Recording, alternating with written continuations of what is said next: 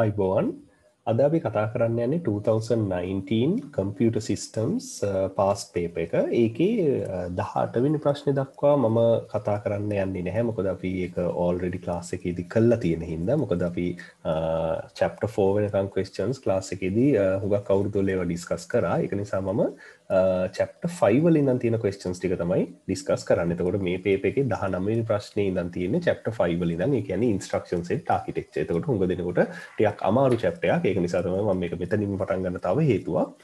එතකොට 19 වෙනි ප්‍රශ්නේ ඉඳන් අපි සම්පූර්ණ paper එක දිගටම කතා කරගෙන යනවා. If any word size 128 bit in a memory, ඒ කියන්නේ memory එකේ location එකක size එක bits 128යිලු, ඒ කියන්නේ bytes වලින් ගත්තොත් 16යි. Space can be addressed by using 33 bit address bus. එතකොට address bus එක 33 bit තියෙන්නේ. එතකොට අපි ඉස්සෙල්ලම බලන්න ඕනේ memory locations කීයක් access කරන්න පුළුවන්ද කියලා. එතකොට එක memory location එක size එක මෙන්න මෙච්චරයි 128යි. ඒ කියන්නේ bytes වලින් ගත්තොත් 16යි.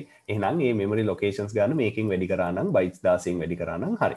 එතකොට අහන්නේ ඒක තමයි කොහොමත් what should be the size of the memory space. size කියන්නේ මෙතන maximum size of the memory space. ඕකේ, අපි බලමු කොහොමද මේක හදන්නේ කියලා. දැන් අපි දැන් මේකේ කියලා තියෙනවානේ word size එක 128යි bits කියලා. ඒ කියන්නේ bytes නම් 16යි කියලා. normally අපි ගත්තොත් එහෙම එක memory location එකක් කියන්නේ එක byte එකක් නැත්නම් bits 8ක් කියලා ගත්තොත් මෙන්න මෙහෙමයි හදන්නේ. දැන් bits 33යි address bus එක. එහෙනම් 2 to the power 33 ඉස්සෙල්ලම අපි ගන්නවා ඒක. 2 to the power 33. 2 to the power 33. ඒ කියන්නේ මොකද්ද? 233 වෙනි බලයක් දක්වා අපිට addresses access කරන්න පුළුවන්. මොකද bits 33ක් අපි use කරන ඉඳලා addresses address bus එකේ addresses address කරන්න. එතකොට 233 වෙනි බලය කියන්නේ කීයද? 210 වෙනි බලය කියන්නේ 1024යි. එතකොට එක memory location එකක් කියන්නේ byte යන byte 1024ක් access කරන්න පුළුවන්. ඒ කියන්නේ වෙන විදිහකින් කියනවා නම් 1 kilobyte. ඒ 210 නයි. එහෙනම් 220 නම් 1 megabyte, 230 නම් 1 gigabyte. එහෙනම් 231 කියන්නේ 2GB, 32 කියන්නේ 4GB, 33 කියන්නේ කීයද 8GB. ඒ කියන්නේ එක memory location එකක් කියන්නේ එක byte එකක් නම් 8GB තමයි maximum memory. නමුත් දැන් memory location එකක් කියන්නේ එක byte නෙමෙයි bytes 16ක් නැත්නම් bits 128ක්. එතකොට මේක bytes 16යි නම් වැඩි කරන්න ඕන 16. 8 16න් වැඩි කරාම කීයද 128යි gigabytes. මෙන්න ආන්සර් එක. මෙන්න maximum accessible memory. අපි බලමු එතකොට මෙන්න ආන්සර් එක. දැක්කනේ. Okay. ඊළඟ ප්‍රශ්නේ 20. Suppose a particular memory space can be addressed by using 16-bit addresses. එහෙනම් 216ක් addresses තමයි තියෙන්නේ. And each location can hold a word of 64 bits. එතකොට 64 bits කියන්නේ bytes නම් 8යි. Okay. එතකොට එක location එක bits 64ක් දාන්න පුළුවන් 16-bit memory addresses තියෙන්නේ. If a 16 byte variable, ඒ කියන්නේ එක memory location එකක bytes 8යි දාන්න පුළුවන්. 16 byte variable එක කියන්නේ memory location දෙකක් යනවා එක දාන්න. stored at memory location this. මේ පාර අහලා තියෙන්නේ memory location එකේ මෙන්න මේ location එකෙන් පටන් ගන්න තැන 16 byte variable එකක් දාලා තියෙනවා. එහෙනම් මේකේ ඊළඟ එකේ තමයි තියෙන්නේ මේ variable එක.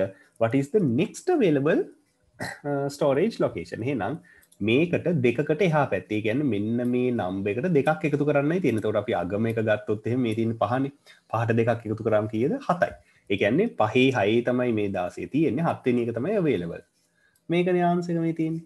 මුල කොටස් ටික same තියෙනවා. අග එක විතරක් 5 ඉඳන් 4 වෙනස් වෙනවා. මොකද memory locations දෙකක් යනවා ඒක store කරන්න. එතකොට ඊළඟ එකේ ඉඳන් මේකට දාන්න පුළුවන්. එතකොට ආන්සර් එක B. Okay. 21 to 3 මෙන්න මේකට අනුව තමයි ප්‍රශ්න ටික අහලා තියෙන්නේ. එකට සම්බන්ධ වෙච්ච ප්‍රශ්න ටික. Consider a machine with an instruction format of the form opcode R, R and M. Okay. මොකද්ද මේ කියන්නේ? Where R is register address to specify one of 30 registers. ඒ කියන්නේ registers 30ක් තියනවලු. 30ක් access කරන්න නම් bits කීයක් ඕනද? 5ක් ඕනේ. ඒ කියන්නේ දෙකේ 5 වෙනි බලෙන් අපිට පුළුවන් 32ක් access කරන්න. ඉතින් 30ක් access කරන්න 32ක් එපයි. එතකොට මේකට යන්නේ bits 5යි. හරිද? 30 registers and M is memory address. Instructions are 32 bits long. එක instruction එක bits 32ක් දිගයිලු. and each of the instruction formats provide 5 bits for opcode. Okay, එතකොට සම්පූර්ණ instruction එක bits 32යිලු, opcode එක 5 bits ලු, මේක 5 bit. අපි දැන් කතා කරා මේකත් 5 bit කියලා. හරිද? එහෙනම් මේ අනිත් register එකත් 5 bit නේ. ඔක්කොම registers 30යිනේ තියෙන්නේ. එතකොට source and destination වලට ඔය දෙක වෙන් කරලා තියෙනවා. එතකොට 5යි 5යි 5යි. ඕකේ. එතකොට 15ක් එතනට ගිහිල්ලා තියෙනවා. 15ක් එතනට ගිහිල්ලා තියෙනවා. එතකොට ඉතුරු එකනේ memory එකට ගිහිල්ලා තියෙන්නේ. එතකොට ME's memory address ඒකට ගිහිල්ලා තියෙනවා. එතකොට 15 ගියම 30 ගන්න මේ කීයද 17ක් කො 15 ගියම 17ක් ඒකට ගිහිල්ලා තියෙනවා. ඕකේ. එතකොට දැන් අහන ප්‍රශ්නේ මොකද්ද බලමු. How large must the register address field be? 5යිනේ, bits 5යි. register address field එක bits 5යි. ඕකේ. memory address එක කීයද 17යි. මේ තියෙන්නේ. Suppose in above machine, each memory location can hold a word of 128 bits. එතකොට දැන් memory locations වලට access කරන්න අපිට bits 17ක් වෙන් කරලා තියෙනවා. එක location එකක 128ක් තියෙනවා කියන්නේ bytes නම් 16ක් තියෙනවා. What is the addressable capacity? කියන්නේ maximum capacity. එතකොට 2 17 වෙනි බලය. එතකොට 2 10 වෙනි බලය කියන්නේ 1 KB. එතකොට 2 7 වෙනි බලය කියන්නේ 128. ඒ කියන්නේ 128 KB.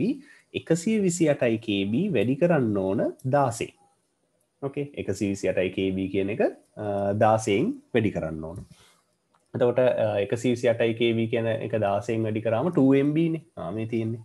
මේක තමයි maximum accessible memory එක. දැක්කනේ? අන්න ඒ විදිහටයි හදන්නේ ඒක. මොකද මේ වගේ එකක් දීපු ගමන් මතක තියාගන්න ඕන bits 32යි නම් සම්පූර්ණ address එක මේ ඔක්කොම ටික identify කරගන්න. මොකද මේ 5 bits for opcode කියලා තියෙනවා. registers 30ක් address කරන්න අපිට addresses 30ක් ඕන. එතකොට 2 5 වෙනි බලය කියන්නේ 32යි, 2 4 වෙනි බලය කියන්නේ 16. 16න් බෑනේ 30ක් access කරන්න. එහෙනම් 32ක් ඕන. දෙකක් අපතේ යනවා. ඒකට කරන්න දෙන්නේ මේ 5ක් ඕන. bits 5ක් ඕන 32ක් access කරන්න. එතකොට මේකට bits 5යි. 5යි 5යි.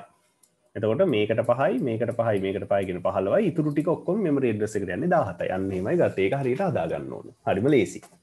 ඕකේ. ඔන්න 23 වෙනි ප්‍රශ්නේ දක්වා කරා. 24 වෙනි ප්‍රශ්නේ වෙනම ප්‍රශ්නයක්.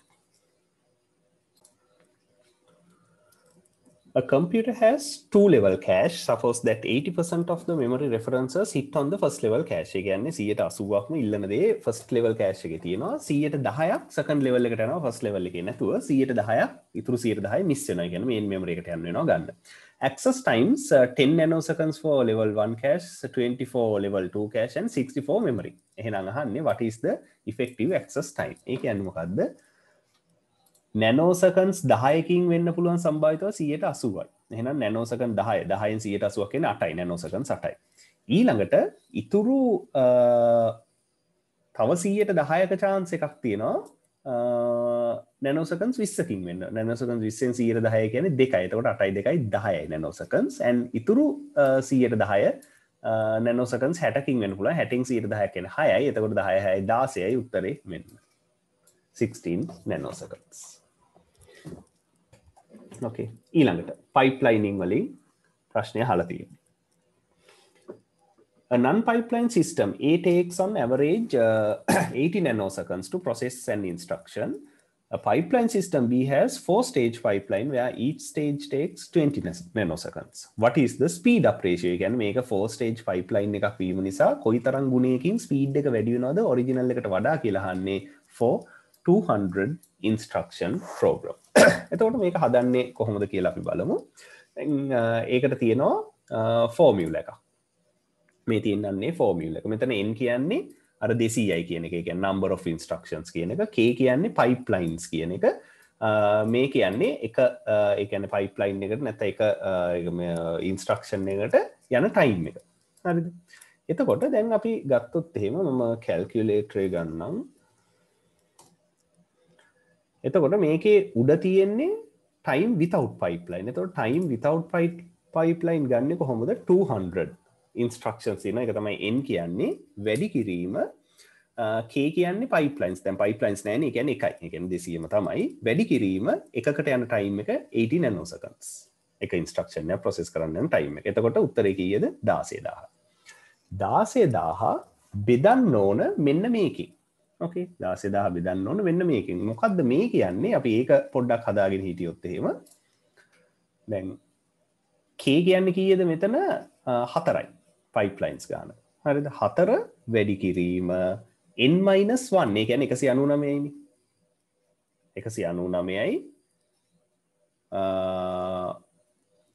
4 වැඩි කිරීම නේ sorry 4 plus 199 ඒ කියන්නේ කෙලිම ගත්තොත් එහෙම 203යි නේ සරලවම කියනවනම්. සරලවම කියනවනම් 203 මෙතන 4 ධන 199 කියන්නේ 203යි. ඕකේ. 203 වැඩි කිරීම එක pipeline එකට යන time එක කීයද? 20යි කියලා දීලා තියෙනවනේ nanoseconds 20යි. එතකොට යට තියෙන්නේ 4060යි. එහෙනම් අපි මොකද්ද කරන්න ඕන? 16000 කලින් ආපු 16000 බෙදන්න ඕන 4060. උත්තරේ කීයද? 3.94යි. දැන් මගෙන් අහන්න එපා කැල්කියුලේටර් එක ගෙනියන්න දෙනවද විභාගෙට කියලා. එතකොට 3.94යි තමයි ආන්සර් එක. එතකොට ඔන්න ඕක තමයි හදන ෆෝමියුලා එක. එතකොට අපි බලමු එහෙම ආන්සර් එකක් තියනවද කියලා. මේ තියෙන ආසන්න වශයෙන් 3.94. ඕකේ. 25. ඊළඟට 26. Which of the following registers is used to keep track of addresses of the memory location where the next instruction is loaded? ඒ කියන්නේ next memory address එක හැම වෙලාවෙම තියෙන program count එකේ. වෙන කොහෙවත් නෙමෙයි. Okay. මේ fetch decode execute cycle එක අපි class එකේ කරා උක මතක ඇති. ඒකේ program count එකේ තමයි හැම වෙලාවෙම next memory address එක තියෙන්නේ. Next instructions memory address. ඊළඟට 27 is loaded with the contents of the memory address pointed to by the program counter. So the program counter එකෙන් point කරපු තැන address එකේ තියෙන contents load කරනවලු before fetching the instruction during the CPU cycle. එතකොට කොහාටද instruction එක load කරන්න හැම වෙලාවෙම instruction register එකට මේ තියෙන්නේ. memory එකෙන් එන instruction එක load කරගන්න instruction register එකට ඊට පස්සේ තමයි ඒක decode කරන්නේ. Which of the following devices is loaded with the contents of the data, instruction or memory address during the execution of the CPU cycle? ඒ කියන්නේ execution එක සිද්ධ වෙනකොට registers වලට දාගන්න මේ තියෙන GPRs general purpose registers. ඒ කියන්නේ instruction එක execute කරනකොට අතරමැද values දාන්නේ general purpose registers වලට. During the execution දාන්නේ අන්න ඒකට. Which of the following devices are practically visible to users, partially visible to users and loaded with the contents of data pointed to arithmetic and logic unit? Devices are partially visible to users and loaded with contents of the data pointed to the arithmetic and logic unit. ඒත් ඉතින් කියන්නේ ඔය ALU එකෙන් මොකක් හරි operation එකක් කරනකොට ඒකේ පාවිච්චි කරන ඒවානේ ඒත් ඉතින් general purpose registers ම තමයි වෙන එකක් වෙන්නේ නැහැ. එතකොට ඒ කියන්නේ general purpose registers ම තමයි. එතකොට දැන් මේ ප්‍රශ්න දෙකේ වෙනස ගත්තොත් එහෙම following devices loaded with the contents of data, instruction or memory address. මෙතන කීපයක් අහලා තියෙනවා. Data, instruction or memory address. එතකොට general purpose registers වගේම මේක cache memory එක හරහා එනවා. instruction එක instruction register එකේ යනවා. මේ තුනම එනවා මේකට. මේකට මේ තුනම එනවා. හරිද? එතකොට contents of data, instructions or memory addresses ඔක්කොම මේ තුනම පාවිච්චි වෙන්න පුළුවන් මේකත් ඇතුළුව. එතකොට 29 මේක තමයි උත්තරේ. ALU එකෙන් perform කරනකොට general purpose registers වල විතරයි use කරන්නේ. Okay. What type of control pins are needed in a microprocessor to regulate traffic on the bus in the order to prevent two devices from trying to use at the same time? එතකොට මේක registers වලින් control units වලින් කරන්න බෑ. ALU එකෙන් ඔය එක තියෙන මේ කියන්නේ මේ bus arbitration කියන process එක ගැන. ඒ කියන්නේ එක bus එකක් use කරන්න පුළුවන් එකකට එක වෙලාවකදී එකකට විතරයි. ඔක තමයි බස් ආබිට්‍රේෂන් කියන්නේ. එතකොට මේ අහලා තියෙන්නේ බස් ආබිට්‍රේෂන් ගැන. ඕකේ. ඊළඟට දැන් මේ අහලා තියෙන්නේ මෙමරි වලින් ප්‍රශ්නේ. A data storage used to store data and compensate for the difference in the speed at which the different units can handle data is the data storage used to store data compensate for the difference in speed at which the difference unit can handle data. එතකොට ඒ මොකක්ද එන්නේ? දැන් සාමාන්‍යයෙන් අපි cash memory එකක් ගත්තොත් එහෙම ඇයි කෑෂ් මෙමරි එකක් පාවිච්චි කරන්නේ RAM එක සෑහෙන්න ස්ලෝ CPU එක සෑහෙන්න ස්පීඩ්. එතකොට කෑෂ් මෙමරි එක යූස් කරනවා අපි බෆර් එකක් විදිහට එකපාරම RAM එක CPU එකෙන් ඩිරෙක්ට්ලි RAM එක ඇක්සස් කරන්නේ නැතුව කෑෂ් එක හරහා ඇක්සස් කරනවා කෑෂ් එක ස්පීඩ්. දැන් අපේ හાર્ඩ් ඩිස්ක් එකක් ගත්තොත් එහෙම ඒ කියන්නේ රොටේටින් නෝමල් මැග්නටික් හાર્ඩ් ඩිස්ක් එකක් ගත්තොත් මේ මැග්නටික් හાર્ඩ් ඩිස්ක් එකේ තියෙනවා පොඩි RAM එකක්. එතකොට data hard disk එක ලියනකොට hard disk එක කියන slow device එක ඒක නිසා ඉස්සෙල්ලා RAM එකට ලියලා ඊළඟට තමයි hard එකට ලියන නිසා read කරනකොටත් එහෙමයි. ඒ වගේ හුඟක් devices වල තියෙනවා පොඩි memory එකක් ඒ කියන්නේ cache එකක් අර speed difference එක balance කරගන්න buffer එකක් කියන එක. එතකොට ඔය කියන්නේ අර සාමාන්‍යයෙන් buffer එකක් කියන එක. cache memory කියන එකත් වැරදි නෑ. නමුත් cache memory කියන concept එක අපි කතා කරන්නේ CPU එකකදීනේ. එතකොට මේකට ගොඩාක්ම ගැලපෙන්නේ මොකද්ද? buffer කියන එක. Which of the following is an optical storage devices? Optical storage devices කියන්නේ light එකක් ගහලා ඒ light එකේ reflection එක අනුව reading කරන සහ light එකකින් burn කරන ඒවා ඒ මොනවාද? CDs, DVDs and Blu-rays තමයි optical කියන්නේ. එතකොට මෙතන CD-ROM හරි super disk කියන එක ගත්තොත් එහෙම zip disk කියන එක magnetic tape ගත්තොත් ඔය තුනම magnetism වලින් තමයි data ලියන්නේ. optical නෙමෙයි මේක optical. memory stick එක ගත්තොත් ඒක solid state memory එහෙම නැත්නම් ROM කියන technology එක use කරන්නේ. එතකොට උත්තරේ මේකේ CD-ROM පමණයි. හොඳට මතක තියාගන්න optical storage devices කියන්නේ CDs, DVDs and Blu-rays. Biometric devices ඒ කියන්නේ human biological information input කරන්න තියෙන devices තමයි biometric devices කියන්නේ. එතකොට එකක් iris scanner ගන්න පුළුවන්. ඒ කියන්නේ ඇහි තියෙන කළු ඉංගිරියාව scan කරලා ගන්න එක තමයි iris scanner කියලා කියන්නේ. එතකොට credit card readers, smart card readers, barcode readers, e-passport මේ e-passport එකේ තියෙන්න පුළුවන් එහෙම option එකක් මේක හරියටම හරි. එතකොට මේක හරියටම හරි මේ දෙකම ඕනනම් ගන්න පුළුවන් D and E කියන එක. can fingerprint ඊළඟට iris scanners ඒව තමයි ඔය biometric devices කියලා කියන්නේ. Which of the following devices is used to produce 3D display? 3D display එකක් ගන්නවා නම් මේ කියන්නේ holographic displays කියන්නේ. කෙලින්ම අපිට වටේ කැරකිලා වුණත් ඒ object එක දිහා බලන්න පුළුවන්. holographic displays. Thermal printers ඒ කියන්නේ දැන් උදාහරණයක් විදිහට බස් ටිකට් මැෂින් එකක් ගත්තොත් එහෙම ඒ ටිකට් මැෂින් එකට කොළ දානවා දැකලා ඇති ඔයගොල්ලෝ. නමුත් තීන්ත දාන්නේ නැහැ නේ මොකද thermal printing එකක් තියෙනවා. ෆැක්ස් මැෂින් එකක් ගත්තොත් thermal printing එකක් තියෙනවා. ස්පෙෂල් පේපර් එකක් තියෙනවා. ඒ කොලේ රත් කරපු තැන කළු පාට වෙනවා. එච්චරයි. තීන්ත යූස් වෙන්නේ නැහැ. එතකොට එහෙම ඒවා ගත්තොත් inkjet කියන්නේ මොනවාද? ink එකක් ස්ප්‍රේ කරලා තමයි මේ inkjet print එකේ printing කියන එක වෙන්නේ. ඒක වැරදි. ඊළඟට label printers වල ඕක තියෙන්න පුළුවන් thermal printers, thermal technologies use වෙන්න පුළුවන්. dot matrix එකේ මොකද්ද වෙන්නේ? ink ribbon එකට dots ටිකක් pins ටිකක් වැදිලා ඒ ribbon එක කොලේ වැදිලා impact printing එකක් වෙන්නේ. ඒක අදාළ වෙන්නේ නැහැ. ඊළඟට අපි ගත්තොත් මොකද්ද මේ game boy print. ඊට කලින් අපි මේ solid ink printers කියන මොනවාද? ඔය මේවා මොනවාද? කුඩු විදිහට ink තියෙන. ඒ කියන්නේ toner කුඩු විදිහට ink තියෙන ඒවා තියෙන laser printers. එතකොට අන්නේ laser printers ගත්තොත් එහෙම ඒවා ඔක්කොම මොනවාද? ඒ ink එක static electricity එකෙන් කොලේට මාරු කරන එක තමයි කරන්නේ. එතකොට එතනත් මොකුත් thermal printing එකක් වෙන්නේ නැහැ. ink එක solid ink එකක් තමයි පාවිච්චි වෙන්නේ. දැන් dot matrix වල මේ සහ inkjet වල ගත්තොත් liquid ink එකක් තමයි පාවිච්චි වෙන්නේ.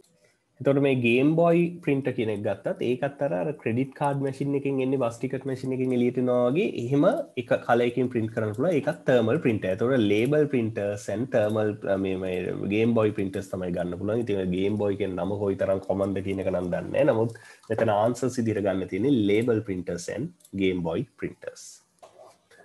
Which of the following falls into the category of both input and output devices? එතකොට උදාහරණයක් විදිහට ගත්තොත් touch screen එක ඒක input එකකුත් වෙනවා output device එකකුත් වෙනවා.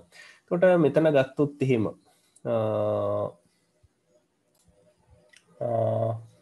මේකේ ගත්තොත් සීරියල් මැනේජ්මන්ට් ඉන්ටර්ෆේස් කියන එක. සීරියල් මැනේජ්මන්ට් ඉන්ටර්ෆේස් කියන එක මේක සාමාන්‍යයෙන් නෙට්වර්කින් වලදී යූස් කරන ප්‍රොටෝකෝල් එකක් IEEE එකෙන් ඩිෆයින් කරපු මේක ඉන්පුට් ඇන්ඩ් අවුට්පුට් වලට ගන්න පුළුවන්. හැබැයි ඩිවයිස් එකක් නෙමෙයි. ස්කෑන කියනක ඉන්පුට් ඩිවයිසක් ඔයගොල්ලෝ දන්නවා. ඩිස්ක් ඩ්‍රයිව් එක ගත්තොත් ඒ කියන්නේ අර ෆ්ලොපි ඩිස්ක් එක වගේ දාන CD-ROM එක වගේ දාන ඩිස්ක් ඩ්‍රයිව් එක ඒක අපි ඒක ඉන්පුට් ඩිවයිස් එකක්වත් අවුට්පුට් ඩිවයිස් එකක් විදිහට ගන්න. ඒක ප්‍රොසෙසින් ඩිවයිස් එකක් ගන්න. නමුත් ඩිස්ක් ඩ්‍රයිව් එකේ රයිටින් කේපබිලිටි එකක් තියෙනවනේ ඒක අවුට්පුට් ඩිවයිස් එකක් වෙන්නත් පුළුවන්. රීඩින් කොහොමද තියෙනින්ද ඉන්පුට් ඩිවයිස් එකක් වෙන්නත් පුළුවන්. නෙට්වර්ක් කාඩ් ඒකත් අදාළ නැහැ. මේකේ පංච් කාඩ් එක තමයි සාමාන්‍යයෙන් ගන්න පුළුවන්. මොකද පංච් කාඩ් කියන එකට අවුට්පුට් කරන්න පංච් කාඩ් රයිට් එක හරහා පංච් කාඩ් එකට අවුට්පුට් කරන්නත් පුළුවන් පංච් කළා. ඒක රීඩ් කරන්නත් පුළුවන්. ඉතින් මේක හොඳ උත්තරයක් පංච් කාඩ් කියන එක මෙතනට. මේක අනිත් ඒවා ඒ තරම් සුදුසු උත්තර නෙවෙයි. Okay. Which of the following technologies are used to set up short range point to point communication? එතකොට short range point to point communication එකකට use කරන්න පුළුවන් ඒවා ගත්තොත් එහෙම මේ IRDA කියන එක ගත්තොත් එහෙම IRDA කියන්නේ line of sight තියෙන්න ඕන light එකකින් communicate කරන method එකක්. ඔය remote controls ඒ වගේ දේවල් වලටත් මේක පාවිච්චි කරනවා මේ IRDA කියන එක. ඒ කියන්නේ infrared හරහා ඒ කියන්නේ අපිට පේන්නේ නැති light එකක් තමයි ඒකෙන් transfer වෙන්නේ. එතකොට මේකෙදි line of sight තියෙන්න ඕන. අතරමැද්දේ මොකුත් තියෙන්න බෑ. එතකොට short range point to point communication එක තමයි ඒකෙන් වෙන්නේ. රේඩියෝ ෆ්‍රීකන්සි සාමාන්‍ය එක ෂෝට් රේන්ජ් කියලා කියන්නේ අපිට ලොංග් රේන්ජ් යන්න පුළුවන්. මයික්‍රෝවේව් කියන එක කොහොමත් ලොංග් රේන්ජ් යන්න පුළුවන්. සැටලයිට් ටු ග්‍රවුන්ඩ් ස්ටේෂන් කමියුනිකේෂන් වලට පාවිච්චි කරනවා. බ්ලූටූත් කියන එකත් ගත්තොත් ඒකත් ෂෝට් රේන්ජ් තමයි. හැබැයි පොයින්ට් ටු පොයින්ට් කියන එක අපි ඒකෙදි කතා කරන්නේ නැහැ. හයිපර්ලෑන් කියන එකත් අපිට පොයින්ට් ටු පොයින්ට් ගන්න බෑ. මේකේ ඒ තමයි ආන්සර් විදිහට ගන්න තියෙන්නේ. ඊළඟට which of the following wireless technologies can be used to connect external devices to a computer? එතකොට IRDA පුළුවන්, Bluetooth පුළුවන්. ඉතින් Wi-Fi ගත්තත් ඒකත් radio frequency තමයි, microwave ගත්තත් radio frequency තමයි. Wi-Fi කියන එක වෙනම මෙතන තියෙනවා. එතකොට සාමාන්‍යයෙන් Wi-Fi වලින් connect වෙන devices උත් නැතුව නෙමෙයි මේ දෙක අනිවාර්යෙන් හරි Wi-Fi කියන එකත් ගන්න පුළුවන්. Which of the following transmission media can be considered as unguided data transmission media? කියන්නේ wireless media. එතකොට optical fiber කියන්නේ wired media එකක්. Radio frequency අනිවාර්යෙන් wireless. Microwave කියන්නේ high frequency radio waves ඒකත් wireless. Unshielded twisted pair කියන්නේ cable එකක්. ඒ කියන්නේ normal network cable එක අපි පාවිච්චි කරන local area establish කරන එක wired එකක්.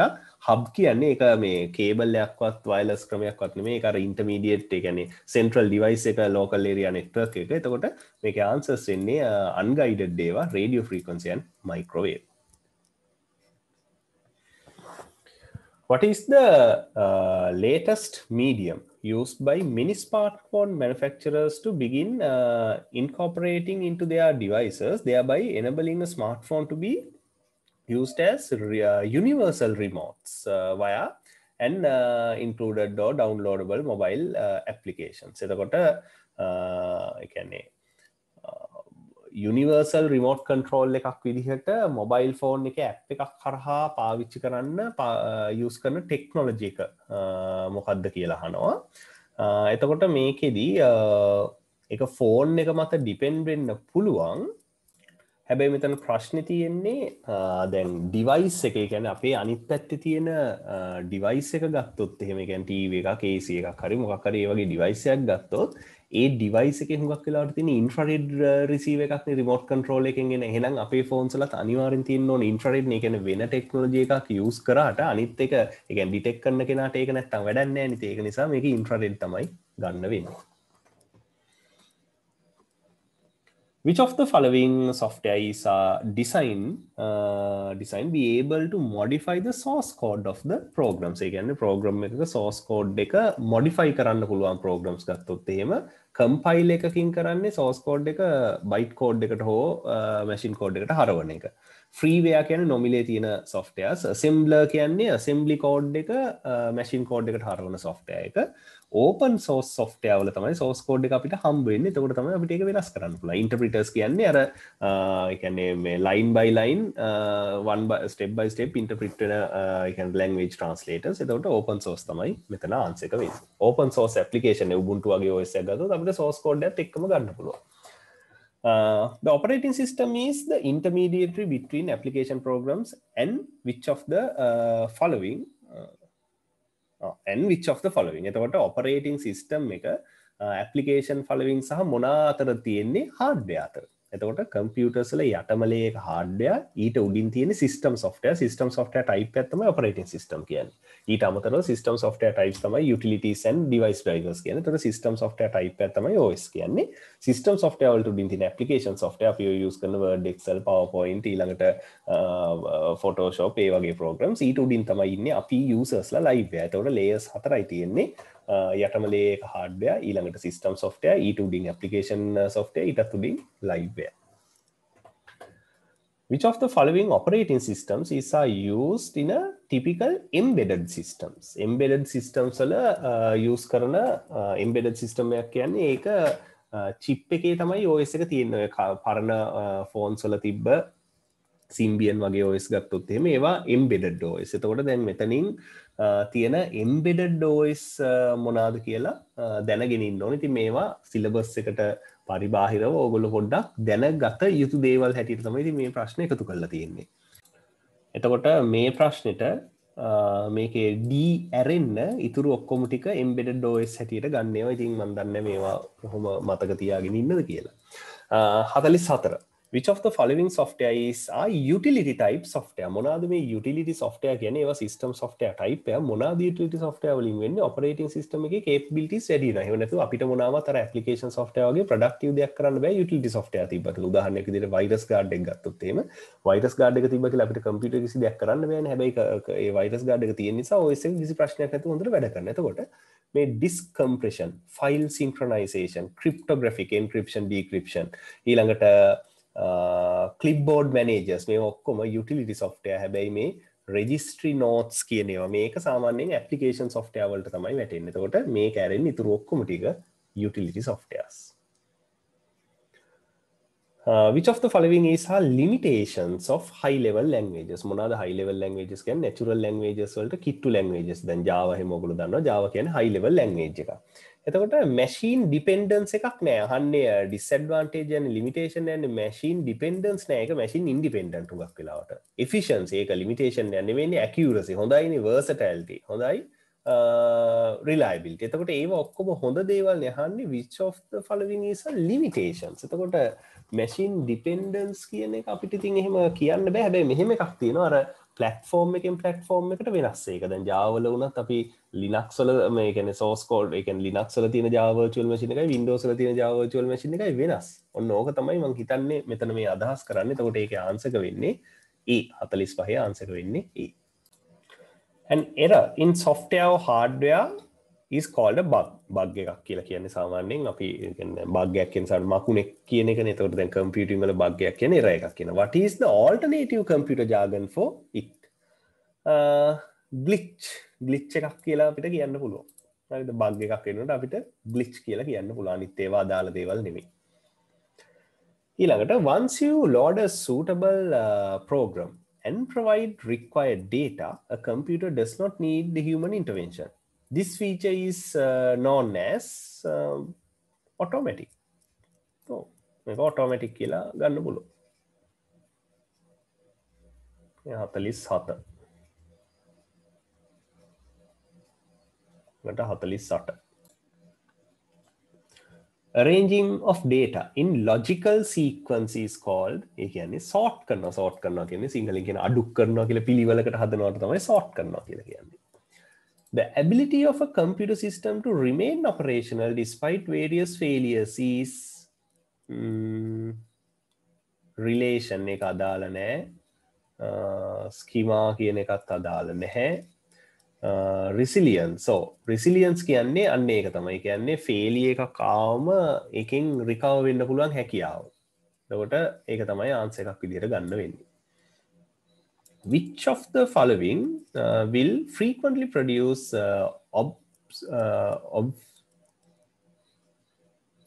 obfuscate code? ඒ කියන්නේ සාමාන්‍යයෙන් කියන්නේ මේ කිසිම මේ unreliable ඒ වගේ unclear ඒ වගේ අදහසක් තියෙන්නේ obfuscated code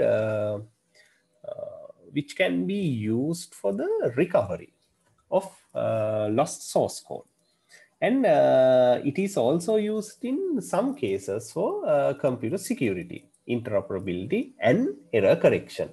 ඒවට කියන්නේ decompilers කියලා. Decompilers කියන්නේ දැන් compile කරාම machine code එකක් හෝ byte code එකක් හැදුණානේ. ඒක අනිත් පැත්තට ගන්න එක තමයි decompilers කියලා කියන්නේ. ඕකේ. එතකොට දැන් ඕගලන්ට මම හිතනවා අපි 19 වෙනි ප්‍රශ්නේ ඉඳන් කතා කරා. මොකද මුල chapters 4 අපි already කතා කරලා තිබ්බ හින්දා ඒක ප්‍රශ්න විවිධ papers වල මම ඒකට මේකේ කාල නාස්ති කරේ නැහැ. එතකොට 19 වෙනි ප්‍රශ්නේ ඉඳන් ඔන්න අපි syllabus එකේ තියෙන අනිත් chapters ටික cover වෙන විදිහට ප්‍රශ්න කතා කරා. දැන් ඕගලන්ට පේනවා ඇති සාමාන්‍ය ප්‍රශ්න 30ක් විතර මේකේ ඉන්නේ මුල chapters පහෙන්. ඉතුරු chapters වලින් බොහොම පොඩි ප්‍රශ්න ටිකක් එන්නේ සහ ඕගලන්ගේ general knowledge එකෙන් එක බලන්න ප්‍රශ්න කීපයක් වැඩිපුර දාලා තියෙනවා. එතකොට ඔන්න විදිහට තමයි මේකේ paper එක හැදිලා තියෙන්නේ. Okay එහෙනම් thank you.